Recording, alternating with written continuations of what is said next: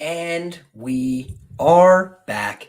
It's another great episode of Liam Picks Fights, brought to you by Prize Picks. Guys, it's the simplest game in all of daily fantasy sports. If you want to get involved, you go to prizepicks.com, you put in my promo code Liam, and they're going to match your deposit 100% up to $100. From there, you're going to go through, you're going to look at props. It could be from college basketball, it could be from esports, it could be from the UFC, it could be from the PFL. You're going to look, you're going to find a number. Hey, I think this is a good spot. You're going to put a couple of them together. It could be from the same sport, a couple different sports. And then if you do that, you're going to be playing the easiest game in all of daily fantasy. It's very simple. Information is in the description box below if you'd like to know more, or you can message me personally if you have any questions. So my man Gramps is the first to appear in the chat. Shout out, Gramps. Hope you're doing well. Sorry for any delay, any absence on my part, guys. Had a lot on my plate these last 2 weeks. About to make a couple transitions here from a business perspective. Going to be adding a lot more to my own plate regarding this MMA stuff. I'm really loving it, having a great time, but also trying to get my ducks in a row to get some things ready for launch. Been putting a lot of work, time, effort, energy into my tape study, into developing a Rolodex of fight notes that are, I consider valuable information, tools that are going to help me make good picks on this card and on cards moving forward every time we see these fighters appear once again. So those are the kind of things that I've been investing a lot of time, effort, energy into to get ready. But also want to point out that, I've been hearing from a lot of people, hey, can you get something out? Hey, I want to know what your picks are. Hey, man, can you drop something for the people? Absolutely, I can. But I have a new opportunity this week, which is I'm going to UFC Columbus, right? I've never been to a UFC event in person. Very fired up about this opportunity. Should be a great time. Columbus, Ohio, not too far from where I went to college. Shout out Baldwin Wallace University. Shout out them Cleveland boys. I'm going to be seeing a bunch of my friends this weekend. I'm going to be going back and seeing some people from my old school. I'm also going to be taking in a UFC event. So it's going to be a great, tremendous weekend for me. A lot of planning, a lot of prep, a lot of early work this week had to go into that. But before I hit the road, before I get going today, wanted to give you guys something, right? I'm expecting, hoping, praying, trying to set up a way to get my man Lucrative MMA, one of your guys' favorite guests on the show tomorrow, looking to do a fight day, a weigh-in day live stream at some point tomorrow. So you could stay tuned for that. If you guys are not already, please go ahead and get subscribed to the channel. Put out a lot of great information on this channel. Been, off to a hot start in 2022. So appreciate you guys all for the support. Appreciate everybody who's hopping in the chat. We got my man Evan L, consistent viewer, and I appreciate him for it. My man Moyes Audio, one of the smartest in the business. If you're not following Moyes, you should be. You're missing out on some good opportunities. Very smart prop shopper as well from an MMA betting perspective. We got one of the sharpest in the game, my man Jack Attack MMA, another friend of the show, absolutely crushed it when he was on. So appreciate my man Jack Attack stopping by. We got A Plus says missed you last week. Appreciate you, A Plus. Just so you guys know, normally Fridays you will see me on the Plays and Fades YouTube channel with my man Gordo Gamble. So if I ever miss it, just please know, check there. You can find my takes and opinions there. Normally, if I ever miss on my channel, it's not a common occurrence that I miss on my channel. So don't think that that's going to be something that you have to worry about. It was just a 1 week thing. Kind of was dealing with an injury in my neck from jiu-jitsu. Plus, I was trying to get my own bets in order. I do have a couple obligations in terms of, putting out picks for services and things like that. So with all that being said, guys, I appreciate your understanding. I appreciate the constant support. If you guys could drop a like on this video, easiest way to like and support this channel right now and the work that we put in. So with all that being said, guys, I asked for a couple questions from people on Twitter to see what people wanted me to discuss. And I wanted to first address my man MMA Chad. Says, how can I make money betting on this card? Great question. And Chad at perfect timing says, I have arrived. So shout out my man Chad showing up for this. And I'm glad he's here because I'm about to answer his question, right? I think that there's a couple good betting opportunities here. And I wanted to highlight a couple of, free bets, let's say, some bets that I like, some bets that I'm interested in. from a consumer's perspective here. So without further ado, guys, we're going to start and just take a look at the main event. I'm on bestfightodds.com. I just refreshed the page. Currently seeing best market price on Curtis Blaydes, minus 385 on FanDuel Sportsbook. And it's not likely that number will last. That number is already being bet down. We're seeing across the market minus 400s, minus 420, 425, as high as minus 460 now on betonline.ag. So something to keep in mind, one of the smarter sports books out there, they're taking a ton of action. They're really respecting the line movement here. And want to shout out my man Hunter man, Ted B. He's in the building. Appreciate you big time. Thomas Lucia stopping by, says, hey, Liam, best of luck this week. Appreciate you as well. But when I'm looking at this card, I say, why was this card set up? It's kind of just been thrown together. They had a matchup that they wanted here for the main event. They wanted Rakic. They wanted Blachowicz. I was in very early on Rakic numbers that will never come back, I tell you. But I do think that that's a great competitive fight. It was really compelling. And that fight fell off. You've got a Blachowicz injury. Now the UFC is left in this position. What do we do? What do we bring to Columbus? So number one, they've got fan favorite, hometown guy, Matt Brown. He's going to be on the card. The Immortal. That's the Columbus connection. That's the local town, appeal. Outside of that, Curtis Blaydes, he's a Chicago guy. So I guess like Midwest rolled together, but really he trains at Elevation Fight Team in Colorado. Doesn't really have a personal connection. Phil Daukaus. Oh my God. You could tell how much sleep I've gotten this week, folks. Chris Daukaus, right? On the other side, he's a Philadelphia guy. That's what I was trying to say. He's a guy who's, former cop, has made a pretty quick run up this heavyweight division, made me a lot of money with those fast hands. People were kind of sleeping on him. And this is definitely the biggest, betting distinction that you've ever gotten next to Chris Daukaus' name in the UFC. This is a guy who actually opened an underdog against Parker Porter. He opened an underdog against Rodrigo Nascimento. He opened minus 140, a very short favorite against Alexei Olenek. He opened minus 140, a very short favorite against Shamil Abdurakhimov. And then he opens minus 160 against Derek Lewis. So very interesting odds history with this guy, Daukaus. Basically he went from being critically underrated, super underrated, where you're getting easy prices on him, where he's a clear money line favorite. To be honest with you guys, I bet Chris Daukaus money line and KO against Nascimento. I bet it against what's his name? Shamil. I bet rounds 1 and 2 against Shamil. I bet round 1 against Shamil. So I was pretty confident that this guy Daukaus, with the fast hands, with the movement, was going to have his way with those guys. And a bunch of older guys, a bunch of guys who are a little bit, seasoned in the division. A lot of them want to push a little bit of that grappling. Now you see, on the other hand, right, I've got instead my man, Curtis Blaydes. Basically, he's only lost to the best guys. He really lost to Francis Ngannou twice by stoppage. First time is his UFC debut. Okay, so tough UFC debut for my man Curtis Blaydes. Gets his eye kind of swollen up shut. We saw shades of that in his last fight against Jairzinho Rosenstruik. But difference is he gets hit with a guy with that death touch, that big power, and he's able to recover. He's able to find the top position, stay conservative, stay on top, and ride out the 15-minute decision. What we've also seen is very, very durable on the Jairzinho Rosenstruik side. He got shit kicked by Alistair Overeem, didn't get put away over 5 rounds. In fact, put away Alistair in the ending portion of that fight. So I do think that he's a guy who's really durable. He's going to be hard to put away. Francis Ngannou obviously touched him in the early going, but outside of that, we haven't really seen anybody put a really bad beatdown on Jairzinho Rosenstruik, and Blaydes controlled him easily, right? Now I look and I see Daukaus, he's kind of rushing back in this spot as far as I'm concerned. I see Daukaus having just been knocked out 3 months ago, and he's taking a quick turnaround fight here. UFC's probably saying, hey, listen, you lost that last one, no problem. We'll give you another big opportunity on a quick turnaround. And Daukaus is saying, hey, I can, basically negate the results of this last outing by getting a big win here over Curtis Blaydes. The problem I'm seeing is that Curtis Blaydes, he's got an excellent wrestling game, man. It really is good. He can wrestle you from the upper body. He can wrestle you from the back body lock, like rear standing. He could wrestle you around the hips. He could wrestle you with a single leg. He could wrestle you with a double leg. He could blast through you on a double. He could double into the fence, control you, and pick you up. He could, wrap up a snatch single leg and run the pipe. Curtis Blaydes has an extensive wrestling attack, and that's the reason he's been able to take down so many opponents.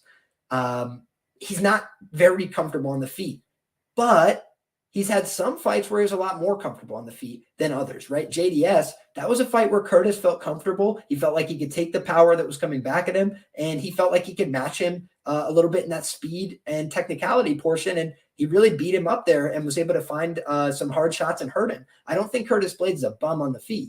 He got knocked out by Derek Lewis because he was panicked, because he didn't feel comfortable staying on the feet. He forced a shot when he didn't need to, and it was easy to read. Derek Lewis read it, punished him with a hard counter. When I look at Daukaus, he's really not that much of a hard counter puncher. That's not what he does. He's more of a setup offensive kind of guy. He likes to come forward. He likes to fire a jab. He likes to fire that lead hook. And he likes to, get after people with that power right hand. He is pretty fast on the 1-2. He's got excellent hand speed. Daukaus has, a pretty decent knee to the body that he'll throw from time to time when he's in that clinch especially. But barring a knockout standing here or a really good sweep from Daukaus underneath, I just think it's going to be tough for somebody like Daukaus to win this fight. He's got a lot of regional footage. Granted, it's a long time ago. He was much heavier. He was much less physically conditioned at the time. But Curtis Blaydes is a lifelong athlete, right? Like, he is a wrestler by trade. He's been doing this the whole time, and he's the younger guy. So he's actually the younger heavyweight. He's got way more legitimate experience. He's got way more UFC experience. He's got way more, credible wins under his belt, frankly, against fresher guys who are at a higher level at the time. So when I look at this fight, I see, high risk on the Curtis Blaydes money line, but I also see it's probably going to cash, right? I think that Curtis Blaydes to win inside the distance is a pretty decent look here. My man Jack Attack just made a very sound point, and one of the points I was going to get to. Blaydes is likely to have 20 pounds on him here, right? Daukaus, he's weighing in at 227, 230, right? Alexei Oleinik's not able to push a grappling advantage on him because he gets deaded early, because he's a lot slower, because he's older than Sin, but also because what's he going to do? Try and weigh on him? He's like 235, 240. He's not much bigger than him. Whereas Curtis is a big man. He's a big heavyweight, right? What's the difference between somebody like Derek Lewis? Derek is huge. Derek is massive, and he doesn't waste any energy, right? Derek really doesn't do anything. So he has all his power all fight because he's not going to spend any energy that he doesn't need to. Whereas Daukaus, I think that unfortunately for him, his style is kind of conducive to knocking people out early or starting to slow down just a little bit. And I say that because I know that he's getting slimmer. I know that he's getting in better shape. I've seen him go, the 15 minutes when he's at a striking-based, stand-up kickboxing match. But when he was pushed in the wrestling, when guys were getting on top of him, he likes to look for arm bars, go-go platas. Like, he likes to have an active guard from his back. Just like on the feet, he likes to be active. He likes to be bouncing. He likes to be moving. He likes to be throwing. And all that seems like stuff that will tire out a heavyweight, especially if they start getting grinded on, man. And this is a guy in Curtis Blaydes who's shown a willingness and an ability to grind on you. So I, want to shout out my man Evan L. Hits the nail on the head, in my opinion. He said, I like Blaydes round 2 or 3. I'm going to do you one better. I like Blaydes round 2, 3, or 4. I think that Chris Daukaus is a talented fighter. I think he's sound. But when he came into the UFC, all the talk was about his brother Kyle, right? It wasn't about Chris. Chris has been slimming down. He was able to make that quick rise. Heavyweight's a pretty thin division. But now I think it's unfortunate because a guy who I really like and respect in Daukaus, he's being fed these very difficult matchups right at the top of the division. Derek Lewis just loses to Tai Tuivasa and the nail biter. Otherwise, a top 5 heavyweight. Like Curtis Blaydes, clearly a top 5 heavyweight. Only losses to the champ and the knockout king. So I'm like looking at this line, looking at this fight and saying, I think Curtis Blaydes get this done inside the distance. I think the fight ends inside the distance. I think that Curtis Blaydes by knockout, Curtis Blaydes inside the distance, all those things are things that I expect to hit in this fight. But yeah, Curtis Blaydes round 2, 3, and 4 on FanDuel Sportsbook by KO. I kind of like that. I also think that Eagles 1985 makes a great point here, right? And Eagles 1985, I'm guessing you might even be a Philadelphia Daukaus fan. Daukaus at 205, I think is an interesting guy. He's got that BJJ black belt. It doesn't look like he's a bum by any means off his back, but is he going to submit Curtis Blaydes? It's like, I can't find a perfect analog in the Curtis Blaydes tape, in the footage of a guy who's got a BJJ black belt, who's really active off his back. I can't really find a ton of that. But when I have seen guys attempt subs, I've seen Curtis be willing to stand up out of the guard, wait for them to get up and take him down again. And he's just brutal with that. Even in the Volkov fight where he started to slow down, he had done so much to Volkov early that Volkov wasn't able to bring it back. And Volkov is a proven 5-round fighter who's been doing 5-round fights since 2012, right? Like, I know he got beat up by Tom Aspinall, granted, all those things. But Volkov, prior to that, he's a proven 5-round fighter.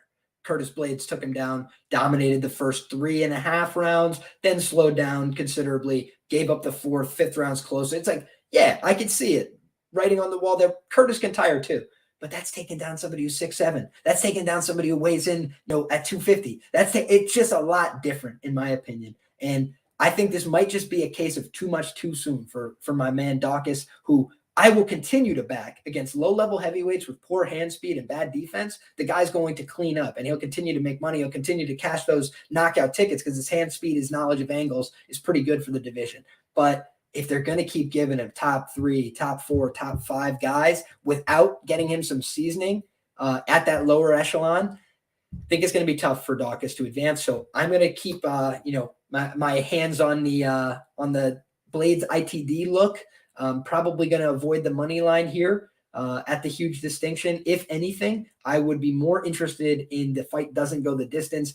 How does Daukaus win this fight? He's probably got to find a submission. He's probably got to lock something up, or he's probably got to knock him out. He's got to hit him on the feet. He's got to hurt him. He's got to finish him. So when I look at the fight, I see Daukaus as being pretty finish reliant. I see Curtis Blaydes as having a great path to finish the fight on his own side, right? Daukaus been finished in 4 of his losses, been submitted. He's been knocked out. He's been finished due to strikes. He's had very good first rounds and then come back to get finished. So I just think that there's some reason to believe that Daukaus could give up a finish or could need the finish to win the fight. So you can get a cheaper price than the Blaydes money line and potentially cover both men's primary win condition. My man Nev rightly pointing out, I hate the prices for Blaydes. Great point. I kind of agree with you. The market's just hip to it. That's what it is.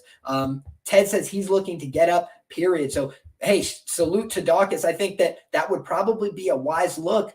But, just looking to get up against Curtis, I think that's actually going to be tricky. I think he might have a better chance of submitting Curtis than he does getting up over and over the course of the 25 minutes. But we're going to have to wait and see because my man Daukaus hasn't been tested in a long time in the grappling, in the wrestling. The same was true of Tom Aspinall. He answered that test in leaps and bounds. Beautiful work on the ground in his last fight. So, hey, maybe we see Daukaus come out here and he's just way better on the ground than we think.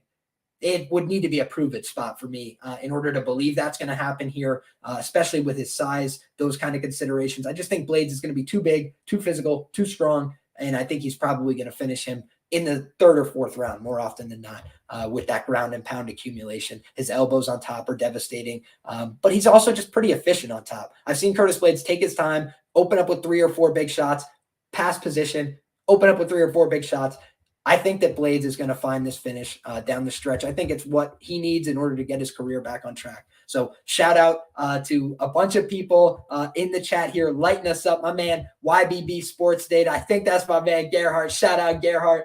If so, another friend of the show here. And we've got about 10 minutes left. So any questions that you guys have, please fire away in the chat. Wanted to make sure we touched on that main event. That's where I went the deepest on my tape study. Shout out my man Jack Attack here. Says, I feel like we could see Daukaus coming out the gate super hot off a loss, knowing if it gets deeper, there's a chance he gets drowned with the wrestling. I think that's possible. And I hope that he does, because that would lead, in my opinion, to an opening up of the fight not going the distance, as well as that Blaydes ITD. If Daukaus spends himself early, can't get the finish, now Blaydes storms right back and potentially finds his own finish. So should be a great fight, compelling heavyweight main event. I like Chris Daukaus. I'm hopeful that he can make this competitive and give an honest account of himself here. But coming back 3 months later off a devastating first-round knockout to take on a big, heavy-handed guy in Curtis Blaydes with the wrestling upside, the best wrestler in the history of the heavyweight division, seems like a non-starter for me personally. So that being said, guys, my man says, reminds me of the Jamal Hill and Johnny Walker line. Line is justified, but might come as a shock to some. So I think that that's fair play from my man Gerhardt, and shout out Gerhardt for giving the confirmation that it is in fact him. Salute you, my brother. With that being said, Evan L says, I believe he's finished 10 of his fights, and he's 15-3 overall. So yeah, a lot of wins coming inside the distance. Also, guys, I will point out, people talk about Curtis Blaydes, no submissions. He has one in the amateurs. You can go back and watch it. It is in my tape study notes. It was basically just a give me. He hurt the guy, got him down easily, and just locked in that head and arm choke. But just to say, it's not outside the realm that he would look for a choke or something late. He just hasn't done it yet in the UFC. He's much more comfortable going for ground and pound. So I think Curtis Blaydes KO at plus money is okay, but I really believe that Curtis Blaydes ITD is one of the better bets on the Blaydes side, potentially on this fight. Given the numbers, it's a numbers game. It's tough to play with these numbers. There's not a lot that stands out to you. But in terms of my betting for this fight, Blaydes round combinations for the KO or to win inside the distance would be my favorite here. So yeah, shout out to my man Evan says, imagine he gets the sub here. I actually could, because Daukaus, one of the things I noticed about him, man, just like Aspinall, he's one of those guys who's willing to engage in the grappling at times. I know my man Hunter Man says, he says in interviews he's not going to, but what I saw regionally was when guys were taking him down, he was playing that game off his back. And my man Nev says blue belt Blaydes. I'll also just point out, though, they've been talking about since Curtis Blaydes arrived in the UFC, he wanted to get on top of people, to get better at jiu-jitsu, to get better, staying safe, delivering ground and pound. And I have seen that from him over the course of time. I do think he is safe and responsible on top. And I just think it's going to be difficult for Daukaus to get what he would need to submit somebody like Curtis Blaydes. I think he's a competent grappler who can lift Daukaus in the air and pass if he gets a guillotine, for example. So with that being said, guys, we've got a short time left here, about 7 minutes. I'm going to continue to go live. Wanted to give a thought quickly because I was asked by my man Prodigy MMA. He says, what round does Sarah McMahon lock up the arm triangle? And this is a fight where I have bets on both sides, right? I'm definitely going to be heavier on the Karol Rosa side here. And the reason being is because I don't like betting into Sarah McMahon personally at this, at this age. I don't like it. She's 41 years of age. She's much more likely to be knocked out at that age. And we're going to talk about some other fighters on the card where maybe I feel a little differently, but this is the fight where I look at Sarah McMahon as somebody who couldn't take, clean shots in her prime very well. She didn't really like to absorb that kind of damage. Ronda Rousey hit her with a knee to the body. She checked out immediately. And there's been other examples, right? We've also seen in the grappling, even when she gets the fights, the positions that she wants, it's tough, man. It's really tough for Sarah McMahon to put together 15 minutes of clean performance. She gave up a round from the top position, getting elbowed, getting hit from bottom. She really doesn't open up very much from the top position. She is one of those wrestlers who has a wrestler's heart, a wrestler's mindset. They just want control, but this is a fight. And fights are about doing damage and hurting people. And I think that Karol Rosa is going to hurt her more than she's going to get hurt. I think that Sarah McMahon's going to want to submit her or stay on top for 15 minutes here. So I did play Sarah McMahon to win by sub in round 1 or 2 at plus 900. And I played Karol Rosa to win the fight by knockout at plus 550. I played her to win the fight by knockout in rounds 2 or 3 at plus 1,000. I think that that's an absurd number, to be honest with you. And I also played Karol Rosa to win the fight inside the distance at plus 250. I think both these ladies have a path to finish, right? I know in WMMA, oftentimes when we're looking at a short price on a fight goes the distance, that's something we want to hop on board. I'm the other way here, right? I think that this fight has two ladies with a path to finish, and I think one of them is going to capitalize here. So I'm on the fight not to go the distance. I'm on Karol Rosa as my bigger play. Also, I did hit that Karol Rosa round 3 at plus 1,400. Reason being is because we've seen Sarah McMahon slow down over the course of her fights. We've seen that she's a big, muscly girl. She's going to use a lot of energy. She's going to pursue a lot of takedowns. And she's going to, be at full flex from the beginning of the fight until she wins, loses, or the fight is over. So I think that Sarah McMahon at 41 is unlikely to improve in her cardio. And I think that unless she's able to ride out a 15-minute control-based decision here, which would be the only way that this really goes not according to my plans, then I think that more often than not, somebody gets finished here. And I do think that Sarah McMahon is a little bit more reliable to get finished here down the stretch. Karol Rosa was nearly able to finish Betchko Hea, a pretty tough and durable fighter in her own right. And I also believe that Karol Rosa, she's been landing a high amount of significant strikes fight over fight. Could you guys imagine Sarah McMahon absorbing 100 significant strikes in this fight and continuing the fight? I can't. She's got 41 years of age under her belt, several kids, couple surgeries. She talks about this as a badge of honor, and God bless her for it. But if you guys remember, same thing was true of what's her name? Oh gosh, they fought each other too. That's the worst part of it. Oh God, somebody save me. If you guys could think of it, I'm going to check her Tapology as I speak right now. It was Marion Renault, right? So Marion Renault just had a similar situation here where she wanted to go out on top. She wanted to go out with a win. They give her Miesha Tate, right? Because they were trying to build back up Miesha Tate. I don't think they're trying to move forward with the next Sarah McMahon title run. I believe that Sarah McMahon was brought in to lose this fight to Karol Rosa. And Karol Rosa, on top of that, I believe that Karol Rosa has been knocking on the door of these UFC finishes, but she's had some tougher girls, some younger girls, some girls that were pretty durable. They were able to take the punches and keep coming forward. I think in this fight, Sarah McMahon might have some success early, might get some takedowns, might get some top time in the first round, first 6.5, first 8 minutes. I just think that Karol Rosa is going to resist constantly. I don't think she's going to give her an easy fight. I think she's going to throw up subs and try and get back up off her back. And I believe that she's live to get the sub, but I think more often than not, Karol Rosa is going to get on top of her by the end of the fight. If not, stay on the feet, keep it upright, land some hard shots, and finish Sarah McMahon. So give me Karol Rosa to get this done in the second or third round by knockout. But again, I do have that hedge play in place, smaller wager on the Sarah McMahon by sub in round 1 or 2 at plus 900, because we have seen Karol Rosa get submitted on the regional scene. But granted, it was against Larissa Pacheco at 145 pounds. She is a girl with experience up a weight class at featherweight, as well as a fight where she got submitted by another rising prospect in Melissa Gatto, who looks like she's on every steroid under the sun, that we say with all due respect and, of course, allegedly. So I think that this is a fight where exciting, could be a finish in either direction. I'm going to have to side with the Rosa angle here, and I did play it for a decent chunk. So there's my free bet for you guys in terms of one I wanted to give out on this card. I like Rosa, right? It bit me last week. I did go with Corey McKenna. I thought she was going to get it done, and she dropped the ball, didn't have a very smart game plan, didn't come out there wrestling.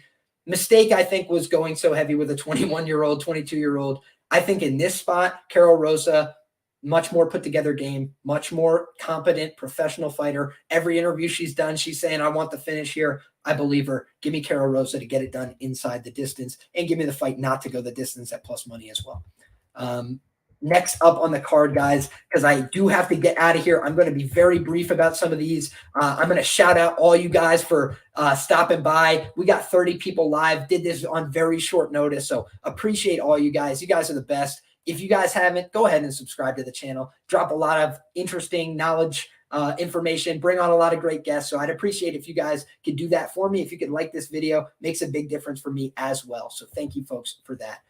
Quick rapid fire, some thoughts on this card. I think Alexa Grasso is probably going to win the fight, but it's not something I'm passionate about. It's not something I'm necessarily running to lay the number at. I do think she's going to win the fight though. So take that for what it's worth. JoJo Wood, for me, shown a lot of signs of regression, signs of her chin starting to deteriorate potentially as well.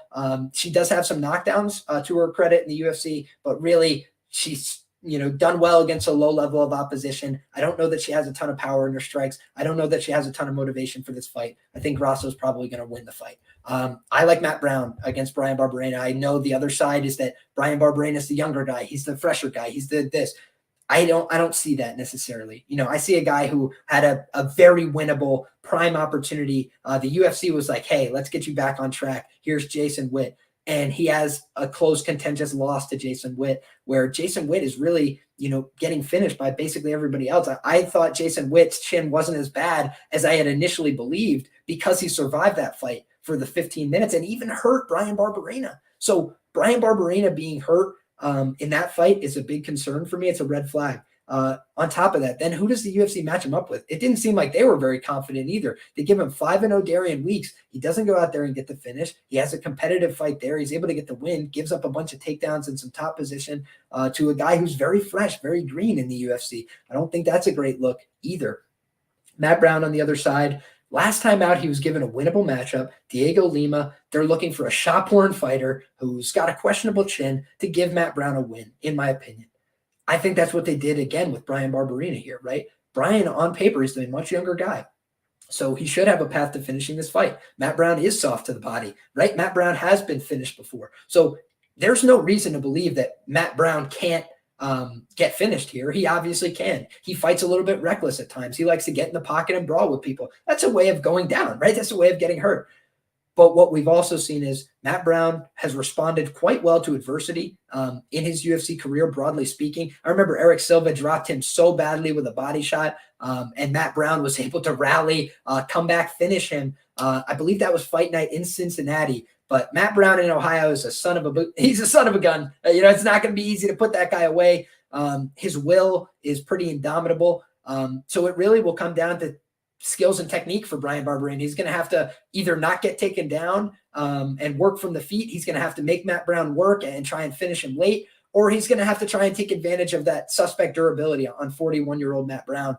But broadly speaking, I like Matt Brown's skills better than Bryan Barberena's. I think he's a dangerous, mean bastard. I think he wants to hurt you. I don't think he has any regard for your health or safety. And I think he's going to come forward and really put Bryan Barberena in a bad way early in this fight. The question for me is, how is this fight going to play out over the course of 15? Because if the fight ends early, I think more often than not, that is a Matt Brown win. But I also think that Bryan Barberena has shown, he could take a little bit of a shit kicking himself and hang around. I don't know that he could do that against Matt Brown. He's a proven knockout threat, but I also see that Bryan Barberena survived to a bunch of round threes against tough guys. So if he's able to do that here, Matt Brown's cardio is definitely questionable. Even in his last win, he was breathing heavy after he knocked out my man Diego Lima. So I like exactly what my man Aiden said here in the chat. Brown KO round one.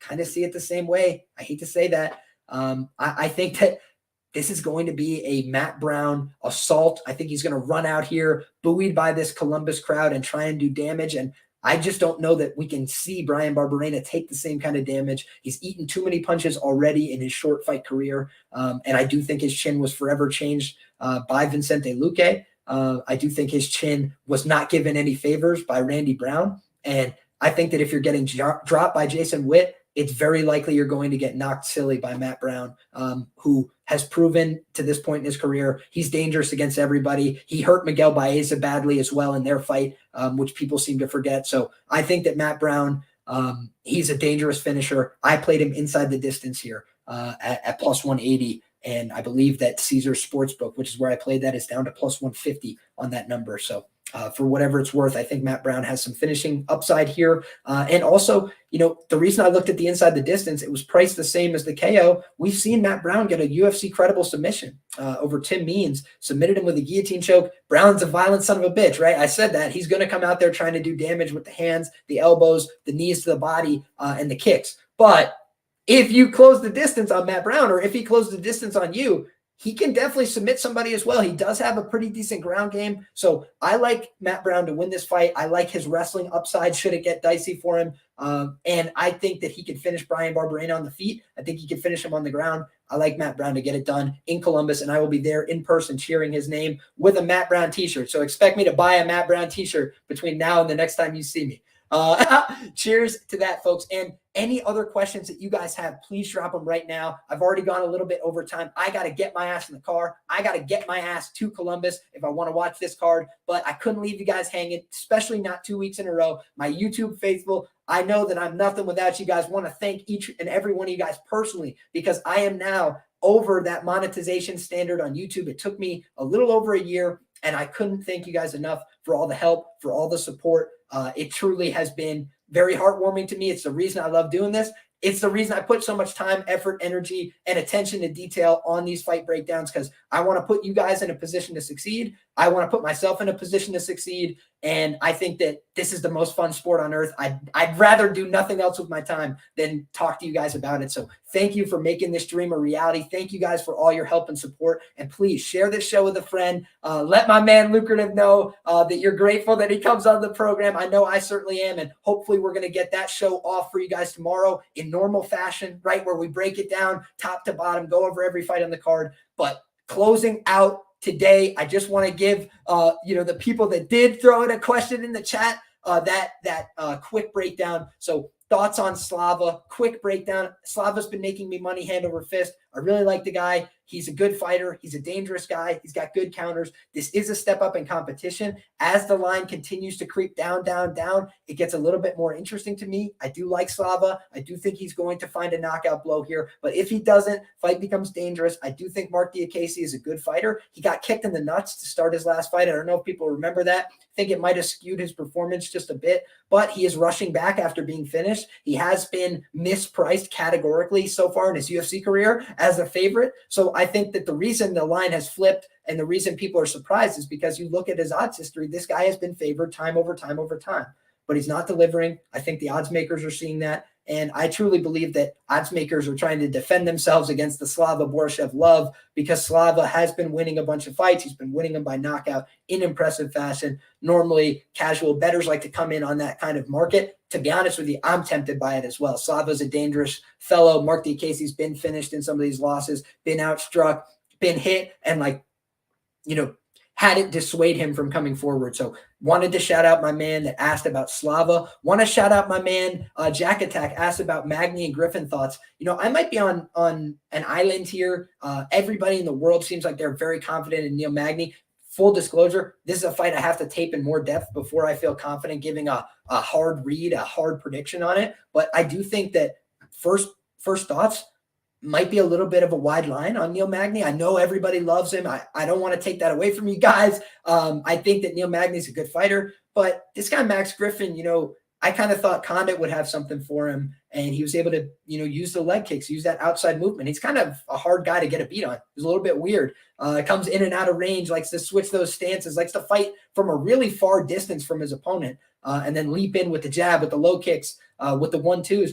I think he's a little bit tricky. And if he doesn't clinch with Magny, I think that, especially in this larger octagon, he's got a chance to make this competitive and to potentially win the fight as an underdog. So, yeah, I think I get it why people wanted to hop on Magny at the early prices. But I am probably going to consider this a dog or pass, given how much the market's already moved towards the Neil Magny side of things here. And just wanted to shout out, what's this? My man Eric says, I have Blaydes and Daukaus goes to decision at plus 240. Hey, I understand the take because we've been seeing just a trend of UFC fights going over, especially in that main event role, right? They're going to decision at a very high clip, especially in 2022. That being said, I'm on the other side here, Eric. I do get it. I get it by the numbers, right? I get it by the numbers, but I think that this fight ends inside the distance based on stylistic analysis. So that's the reason I have stayed off it personally. But I definitely understand where you're coming from. And guys, I just want to be clear. I am going to do more tape study. I'm going to do more research. And I'm going to come, armed with that for tomorrow's discussion, conversation, for all the thoughts that you'll see on Twitter, my written breakdowns, things like that. So I want you guys to all be fully appraised of that. That's a lean, in that Magny fight. It's not like I'm telling everybody, go bet Max Griffin. No, I mean, I might end up, turning around and disagreeing with myself upon further analysis. So just wanted to be clear about that. I want to give you guys my thoughts, right? I want to give you guys access, but I also got to be fully transparent, give full disclosure. I don't want you guys to think this is the same kind of read as the Karol Rosa fight or the whatever, because I've put much more time, effort, energy into those thoughts and breakdowns that I gave earlier, if that makes sense. So I hope that you guys have all had a great time. I hope you guys have had as much fun in this conversation as I have. I've had an absolute blast. It is always a pleasure coming on here and shooting the breeze with you guys about these fights, about the cards, about our betting opportunities. And shout out my man Timo, says awesome content. Wanted to shout out my man Jack Attack, who says congrats on the 1K. Appreciate you. My man Robert says you're the GOAT, my man. I appreciate you, Robert. Kristen says have fun in Columbus. Of course I will. My man Kamar Abbas says the GOAT. I appreciate you. If I messed up your name, let's get it right for next time. Please correct me in the comments below. Want to shout out my man Grateful Dude, another person often in the chat. I appreciate you, Grateful Dude. Much appreciated. And Evan says, bro, you need to get to Columbus. Evan is spot on the money, guys. I need to get rolling. I'm headed from New York. I'm headed to Columbus. I appreciate all you guys for the support. I hope that God blesses all your tickets. I hope that God blesses each and every one of you guys. I hope you all have a fantastic weekend. If you're coming to UFC Columbus, reach out, say hi. Not afraid to speak to any one of you guys. Appreciate you guys for the support that you show. Go ahead and find me everywhere at LiamPicksFights. It's on Twitter. It's on Instagram. It's on YouTube. You can find an early breakdown for the odds preview on the main event. I wrote it for scoresandodds.com. That's also on my Twitter page. You can find it there. I give content, thoughts throughout the week on Twitter. It's a great place to find my thoughts and analysis. So if you're saying to yourself during the week, hey, I haven't gotten a word from Liam, I haven't heard, the show's not announced, no problem. Reach out to me on Twitter. If I don't get back to you personally, apologies. It's just from a volume of people reaching out at times. But it's always something where I will try to get back to you in as quick a fashion as possible. And I truly appreciate all your support. So thank you guys very much. I hope you guys enjoy the fights. I know I'm going to come back here tomorrow because we're going to try and have all the same fun tomorrow, breaking down these fights with my man Lucrative, if all works, knock on wood. So cheers to you guys. Be well, stay blessed, have a great fight night, and we're going to see you all very soon. Thanks for coming by. Come back next week. We're going to have all the same fun again. This has been another great episode of Liam Picks Fights. Take care.